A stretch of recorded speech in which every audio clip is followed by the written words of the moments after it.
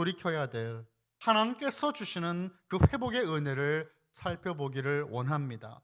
스가랴 8장은 하나님께서 이스라엘 백성들에게 허락하시는 그 회복의 메시지를 담고 있어요. 오늘 8장에서 계속 반복되는 말이 있는데요. 8장을 이제 우리는 14절부터 17절까지 읽었지만 1절부터 계속 읽어보면 이러한 말씀이 반복됩니다. 만군의 여호와가 이같이 말하노라 라고 하는 이 말씀이 반복돼요. 8장에서만 10번이나 반복이 됩니다. 하나님은 자신의 이름을 걸고 말씀하십니다. 이스라엘이 회복될 것이라고 하는 것을 약속하고 있으세요. 여러분, 이스라엘 백성들에게 숫자 10은 꽉 찬 숫자를 의미했습니다. 물론 이제 수학이 발달되지 않았던 시기였기 때문에 손가락으로 셀 수 있는 것은 한계가 있죠. 하나, 둘, 셋, 넷, 다섯, 여섯, 열, 10까지밖에 못 세는 겁니다. 그래서 이것은 정말 이것이 그런가는 잘 모르겠으나 이스라엘 백성들에게 이 꽉 찬 숫자인 10처럼 하나님은 10번을 만군의 여호와가 말하노라라고 말씀하시면서 이스라엘의 온전한 회복을 약속하셨습니다. 오늘 본문 14절과 15절을 우리 한번 같이 읽어보기 원합니다. 14절부터 15절까지 시작. 만군의 여호와가 이같이 말하노라. 너희 조상들이 나를 경노하게 하였을 때에 내가 그들에게 재앙을 내리기로 뜻하고 뉘우치지 아니하였으나 이제 내가 다시 예루살렘과 유다 족속에게 은혜를 베풀기로 뜻하였나니 너희는 두려워하지 말지니라. 아멘. 오늘 말씀은 성전과 도성 예루살렘의 그 회복을 말씀하시는 말씀이에요. 하나님과의 언약을 먼저 깨고 결국 심판을 받아 포로로 끌려갔던 이스라엘이었습니다. 하지만 이제 그들이 돌아왔습니다. 하나님께서 이스라엘을 이제는 회복시키신다라고 말씀하시는 거예요. 그럼 8장을 보시면 11절, 13절, 15절에서 이제라고 하는 단어가 반복됐어요. 이제 과거와는 어제와는 다르다라는 것이에요. 하나님께서 베푸시는 은혜가 얼마나 큰지 우리에게 말씀하고 있습니다. 이제 하나님께서 마음을 돌려서 은혜 베풀기로 뜻을 정하셨습니다. 이러한 하나님의 결정은 이스라엘 백성이 특별하게 뭘 더 해서가 아니었어요. 더 많이 회개해서도 아니었습니다. 이제는 때가 된 것입니다.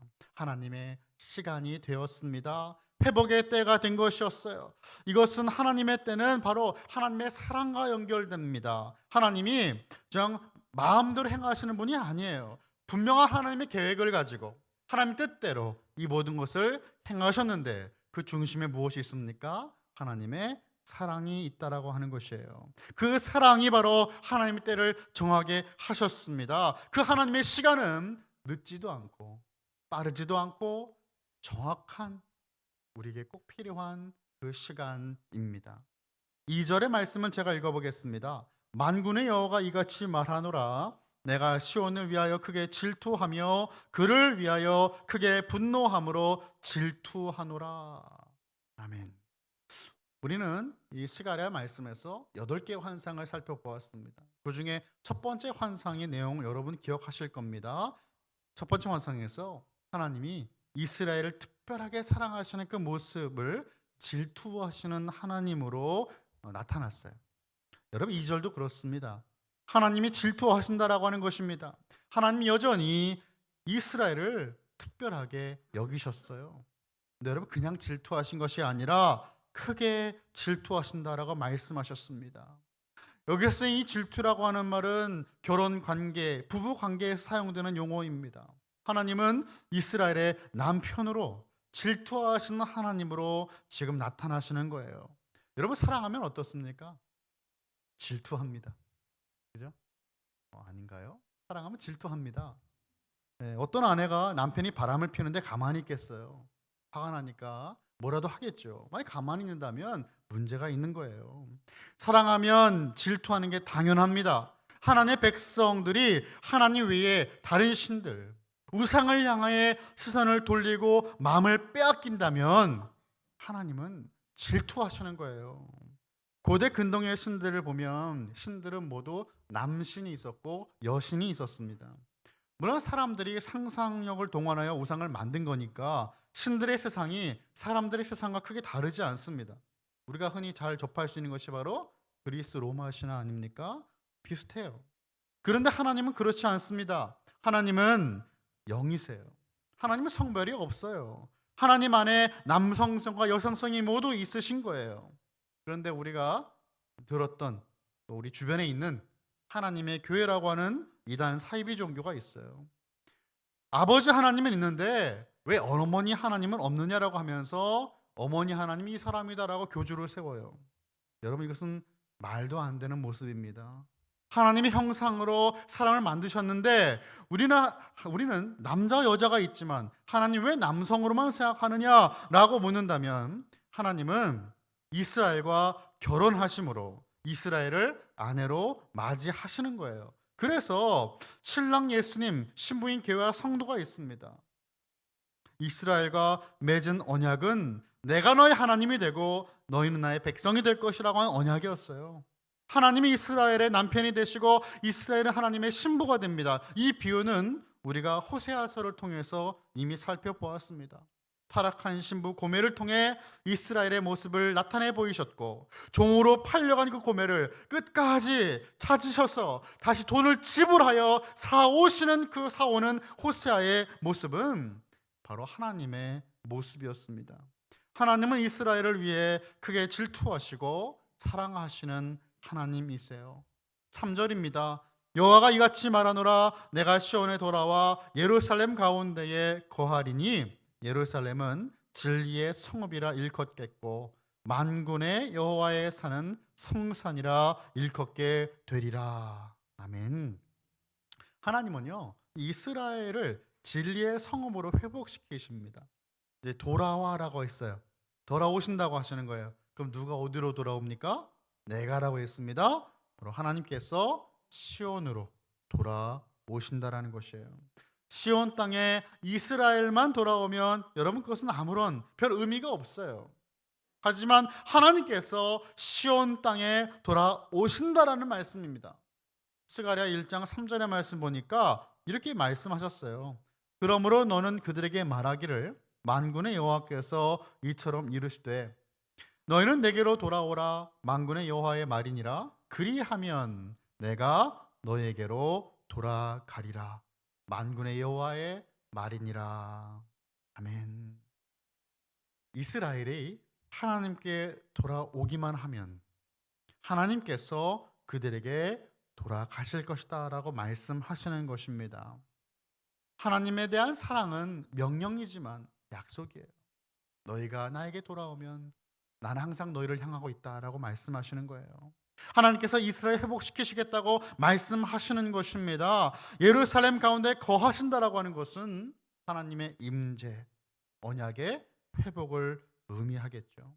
성막과 성전은 하나님께서 거하시는 장소로 상징됩니다. 여호와 영이 온 땅에 충만하세요. 그런데 성막과 성전이 무엇이 필요합니까? 하나님은 당신의 백성을 위해서 그 장소에 임하시는 거예요. 우리를 위해서 임하신다라는 거예요. 만나 주시긴다라는 것입니다. 그래서 이 예루살렘의 멸망과 성전의 파괴는 하나님이 이스라엘에게서 떠났다라는 것을 의미했어요. 하지만 이제 이스라엘의 온전한 회복을 위해 하나님께서 예루살렘에 거하신다라고 하는 것은 다시 이스라엘과의 관계가 회복되는 것을 우리에게 말씀하시는 겁니다. 오늘 본문에서 예루살렘 회복이 한 2가지 정도로 구분되는 것 같아요. 그래서 제가 한번 여러분께 소개하기 원합니다. 첫 번째는 진리의 성읍이 회복됩니다. 이 3절에서 예루살렘은 진리의 성읍이라 불려질 것이라고 말씀하고 있어요. 예루살렘이 멸망한 이유는요, 이 진리가 사라졌기 때문이었잖아요. 하나님을 아는 지식이 없었어요. 호세아서 4장 6절의 말씀입니다. 내 백성이 지식이 없으므로 망하는도다. 내가 지식을 버렸으니 나도 너를 버려 내 제사장이 되지 못하게 할 것이요.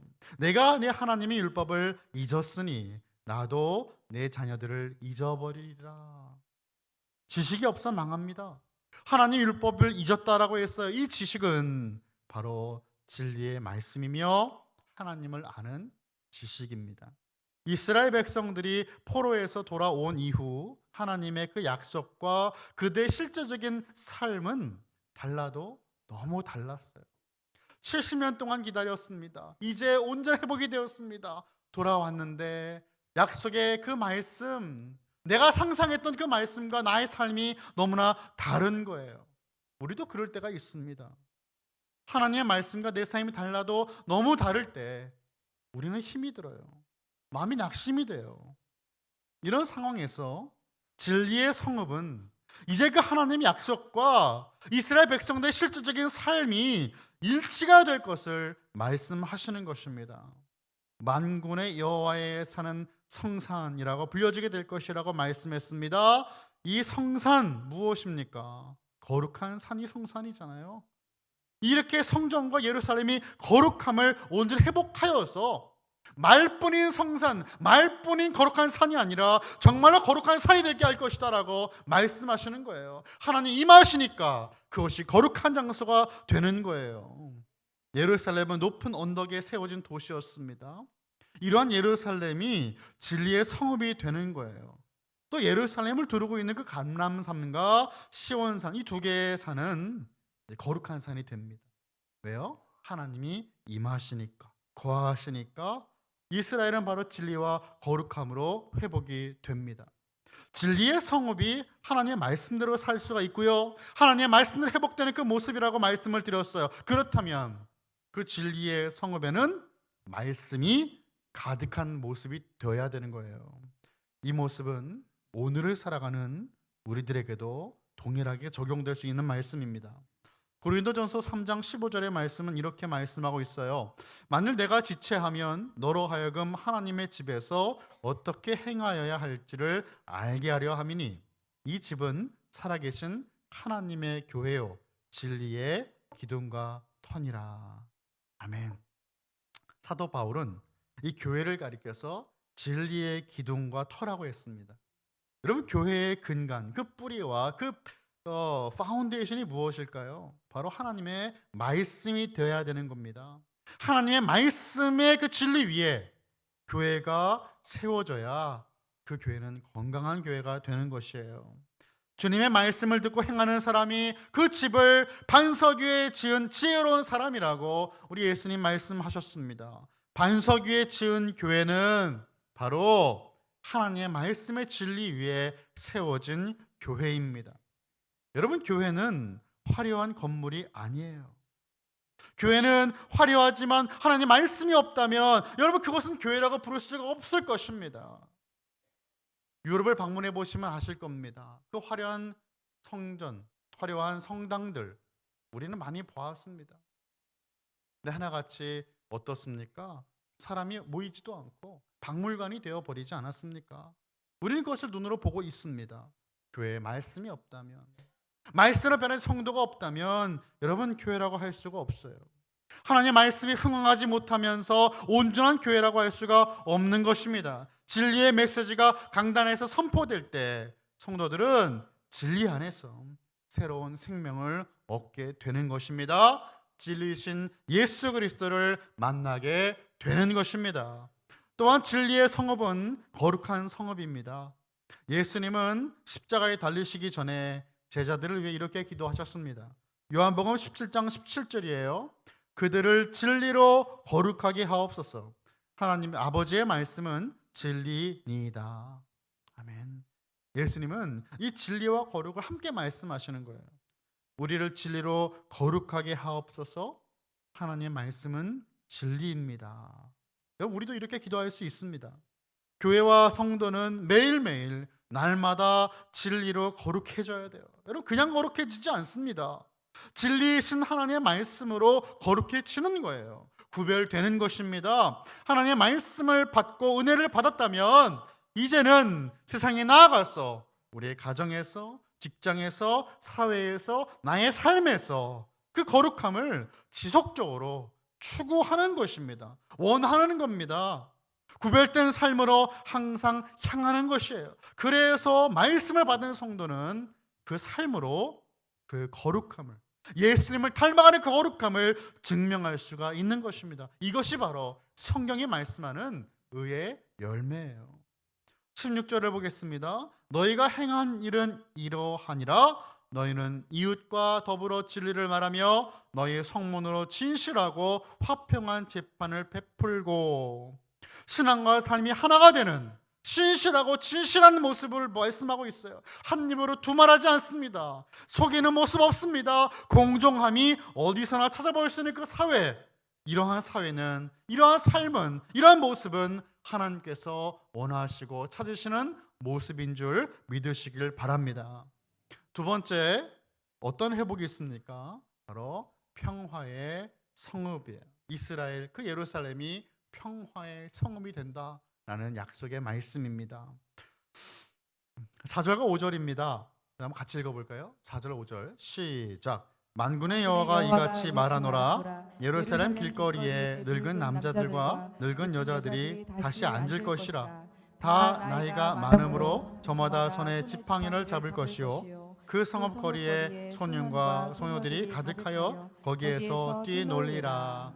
아멘. 늙은 남자와 늙은 여자가 길거리 등장했어요. 이 어르신들이요, 지팡이를 짚고 자유롭게 다닙니다. 어린 아이들이 성읍거리에 가득합니다. 그리고 아이들은 그곳에서 뛰놉니다. 평화로운 모습입니다. 지팡이를 잡고 어르신들이 천천히 다녀도요, 안전하다라는 거예요. 그러니까 지팡이를 던지고 이제는 뛸 수 있다가 아니고 일상적인 삶이에요. 그런데 그 일상적인 삶 가운데 안전하게 다닐 수 있다라는 것을 말씀하고 계시는 거예요. 천천히 다녀도 안전하다는 것이죠. 아무런 장애가 없다라는 것이에요. 어린 아이들도 마음껏 놀 수 있게 이 평화롭고 안전한 성읍으로 우리 주님께서 회복시키신다라고 말씀하시는 것이죠. 노인과 어린 아이들이 언급된 이유가 무엇일까요? 전쟁이나 기근이 일어날 때 그 사회 가운데, 사회 속에서 가장 먼저 희생되는 사람들이 바로 그들이기 때문이에요. 예루살렘이 황폐해졌을 때 노인과 어린 아이들은 거리에 다닐 수 없었을 것입니다. 이처럼 노인과 어린 아이들이 마음껏 성읍을 활보하며 안전하게 다닐 수 있는 것은 그저 이루어지는 자연스러운 모습이 아니라 하나님께서 이루시는 은혜로운 모습, 은혜의 모습이라는 것을 성경은 우리에게 말씀하십니다. 10절의 말씀을 제가 봅니다. 이날 전에는 사람도 삭슬 얻지 못하였고 짐승도 삭슬 받지 못하였으며 사람이 원수로 말미암아 평안히 출입하지 못하였으나 내가 모든 사람을 서로 풀어주게 하였느니라. 아멘. 여러분, 우리가 경제적으로 어렵고 사회가 힘들면 아무리 성실히 일을 해도 정당하게 대가받기가 어렵습니다. 물론 이제 가축들도 배불리 먹지 못하고 일을 할 수밖에 없는 모습이 되겠죠. 말씀에서 원수로 말미암아 평안히 출입하지 못한다라고 하시는 것은 전쟁의 두려움, 주변 민족들의 위협으로부터 안전하게 지금 보장받지 못하는 모습이에요. 매우 불안정한 모습일 것입니다. 일상적인 삶을 살 수 없는 상태입니다. 그러나 이제 그 성읍은 평화의 성읍이 된다라고 말씀하십니다. 바로 샬롬이 넘치는 곳, 샬롬이 임하는 곳, 그것이 바로 예루살렘이 된다라고 말씀하시는 것이에요. 우리가 살펴본 것처럼 평화의 성읍이 되려면 우선 진리의 성읍이 돼야 돼요. 진리가 없는 평화는 있을 수가 없어요. 만약 그렇게 보인다면 여러분 그것은 눈속임일 것입니다. 우리가 이제 북녘 땅을 방문한 분들 이야기를 들어오면 너무 좋다라는 거예요. 그 도시가 너무나 깨끗하고 안정적이라는 것이에요. 사람들이 잘 먹는다는 것입니다. 근데 우리는 알고 있어요. 눈속임이에요. 진리가 없으면 그것은 눈속임에 지나지 않아요. 온전한 평화는 진리 안에서만 찾을 수가 있는 것입니다. 이러한 평화는 풍성함으로 연결되죠. 12절의 말씀 또 한번 같이 읽어보겠습니다. 시작. 곧 평강의 씨앗을 얻을 것이라. 포도나무가 열매를 맺으며 땅이 산물을 내며 하늘은 이슬을 내리리니 내가 이 남은 백성으로 이 모든 것을 누리게 하리라. 아멘. 하나님의 평강은 결국 씨앗이 자라고 나무가 열매를 맺고 땅이 곡식을 맺듯이 그 풍성함의 열매를 맺는다라고 말씀하십니다. 여러분, 열매를 맺는 것, 그것이 당연하다고 생각하십니까? 그것은 자연스러운 것이 아니에요. 우리나라만 이런 말이 있죠. 콩 심은 데 콩 나고 팥 심은 데 뭐가 나요? 팥난다. 자연의 섭리적인 모습을 설명한 거잖아요. 그런데 홍심인데 콩이 열리고 팥심인데 팥이 열리는 것은 당연히 열리는 것이 아니에요. 누군가는 그것을 위해 노력을 했어요. 노력을 해도 근데 얻지 못하는 것이 무엇이에요? 결과예요. 노력을 아무리 해도 결과는 보장할 수가 없어요. 이렇게 열심히 땀 흘릴 일을 했는데 하나도 얻지 못할 수 있다라는 것입니다. 하나님의 놀라운 은혜가 바로 결실을 맺는 삶이라는 것입니다. 이른 비와 늦은 비를 주시지 않으면 추수할 수 없습니다. 갑작스러운 태풍이 불어닥친다면 수고한 모든 것들 날아가 버릴 것입니다. 어디서부터 왔는지 알 수 없는 그 메뚜기 떼가 날아와 모든 것을 먹어버린다면 추수할 수 없습니다. 추수할 때가 되었을 때 원수들이 쳐들어와서 모든 수확을 다 가져가 버린다면 속수무책입니다. 하지만 하나님은 약속하십니다. 평강의 씨가 심겨져 그 누구도 빼앗기지 않는 열매를 맺게 하시겠다라고 약속하시는 것입니다. 그 씨는 무엇일까요? 저와 여러분이 소유한 복음의 씨앗입니다. 예수 그리스도예요. 그분의 말씀입니다. 23절의 말씀 한 번 더 같이 읽어보겠습니다. 시작. 만군의 여호와가 이와 같이 말하노라. 그날에는 말이 다른 이방 백성 10명이 유다 사람 하나의 옷자락을 잡을 것이라. 곧 잡고 말하기를 하나님이 너희와 함께 하심을 들었나니 우리가 너희와 함께 가려 하노라 하리라 하시리라. 아멘. 아멘. 이방 사람들 10명이라고 했어요. 10명이 뭐라고요? 꽉 찬 숫자. 하나님의 그 구원의 계획에 꽉 찬 이방인의 그 숫자가 유다 사람 한 사람의 옷자락을 잡을 것이다 말씀하십니다. 한 명의 유다 사람은 바로 다윗의 자손이 이 땅에 오신 아브라함의 씨앗으로 이 땅에 오신 바로 예수 그리스도이십니다. 옷자락을 잡는다고 하였습니다. 마치 12년 동안 혈루병 앓았던 그 여인처럼 예수님의 옷자락을 붙잡습니다. 예수님의 옷자락을 잡을 때에 우리에게는 은혜가 있는 것입니다. 회복이 있는 것입니다. 예수 그리스도를 우리에게 허락하셔서 믿게 하시고 하나님 나라의 자녀가 되게 하시며 그 옷자락을 붙들 수 있는 놀라운 은혜 앞에서 오늘도 반응하며 다시 하나님께서 허락하시는 그 회복을 경험하는 저와 여러분, 우리 모든 칼빈교회 성도들 다 되시기를 예수 그리스도 이름으로 축원합니다.